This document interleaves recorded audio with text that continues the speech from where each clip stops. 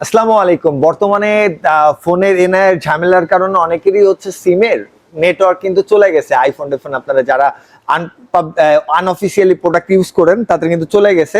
So সেক্ষেত্রে সমাধান কি?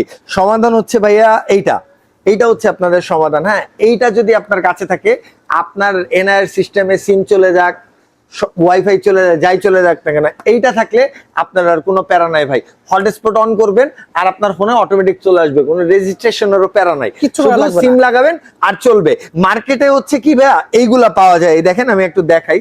এই যে লোকাল জিওটি এগুলা পাওয়া যায়, এগুলা কিন্তু 3-4 ঘন্টার বেশি ব্যাকআপ দেয় না। আমি এইগুলা চিন্তা করে একটা বেটার প্রোডাক্ট নিয়ে আসছি আপনাদের জন্য। এই দেখেন, এই প্রোডাক্টটা ডিজিটাল ডিসপ্লে সহ একটা প্রোডাক্ট। এইটার ফুল ব্যাকআপ আপনি 16 থেকে 17 ঘন্টা পাবেন।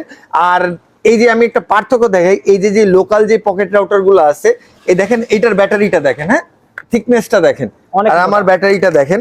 এই দেখেন, আমি প্রোডাক্টটা পরে দেখি, এই দেখেন ব্যাটারি, ব্যাপারটা বুঝতে পারছেন? মানে ডবল সাইজ দেখতে পাচ্ছেন, প্রায় একদম জাম্বো।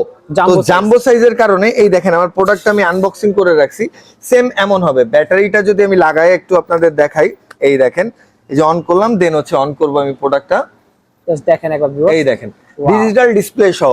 পকেট রাউটারে কিন্তু ডিজিটাল ডিসপ্লে সহ এত কম রেঞ্জের মতো শুধু আমি নিয়ে চলে আসছি।